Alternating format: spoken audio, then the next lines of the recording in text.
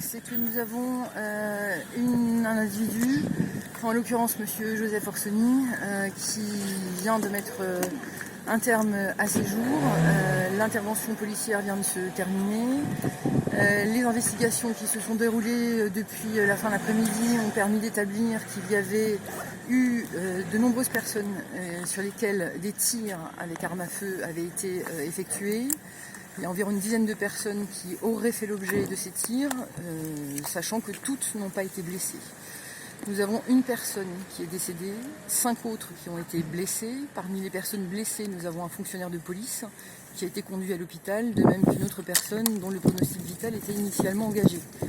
À ce stade, son pronostic vital ne serait plus engagé, sous réserve évidemment d'évolutions ultérieures. Ce que je peux vous indiquer, c'est qu'il y a eu plusieurs armes en réalité qui ont été utilisées par les mises en cause, puisque les premières victimes ont en fait été attaquées avec un cutter. Elles ont été attaquées à la fois au bras et au ventre pour l'une d'entre elles, au bras seulement si je puis dire pour la seconde, et les autres victimes ont fait l'objet, comme je l'indiquais, de tirs par arme à feu, et elles ont été atteintes tantôt au bras, tantôt au visage, sur le haut du crâne, en diverses parties. Elles ne sont pas, sauf pour l'une, sérieusement blessées. Il y a des blessures relativement superficielles qui vont être relevées à ce stade de la prise en charge des uns et des autres par les services de secours. Les premiers fonctionnaires de police qui sont intervenus et qui avaient été rapidement alertés ont été eux-mêmes pris à partie par l'auteur qui leur a tiré à 3 reprises dessus, étant précisé que c'est le 3e tir qui a blessé le policier, qui a donc été évacué lui aussi sur l'hôpital. Les effectifs de police ont été renforcés relativement rapidement par la BRI, par également les effectifs du RAID, et c'est à l'issue de l'intervention de ces derniers qu'a été constaté le décès a priori du mis en cause. Est-ce qu'il y a eu une négociation avec le mis en cause avant son suicide? Il a refusé. Il y a eu des tentatives, mais il a refusé toute négociation avec les services de police intervenants. Sur les motivations? Alors les motivations à ce stade, bien sûr tout ça reste à confirmer.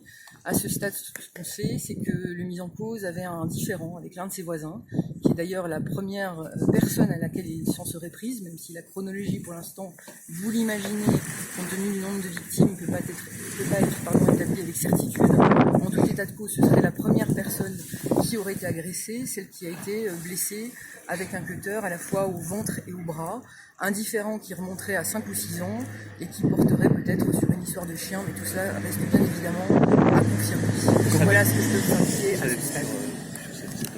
Est-ce qu'il était connu?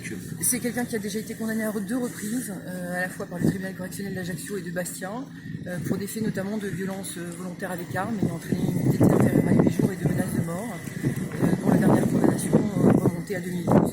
Voilà ce que je peux vous indiquer à ce stade, bien sûr. Je ne manquerai pas de vous donner d'autres éléments quand les investigations seront terminées également, puisque vous savez, vous voyez que les services de police sont encore sur place et qu'il y a encore beaucoup de constatations évidemment à réaliser et qui nous permettront, avec également les auditions qui démarreront, de connaître un peu plus la chronologie des événements et de comprendre peut-être un peu plus les motivations de la motivation qui était celle de l'auteur. Ouais. Voilà sur la façon dont il s'est donné la mort. Merci.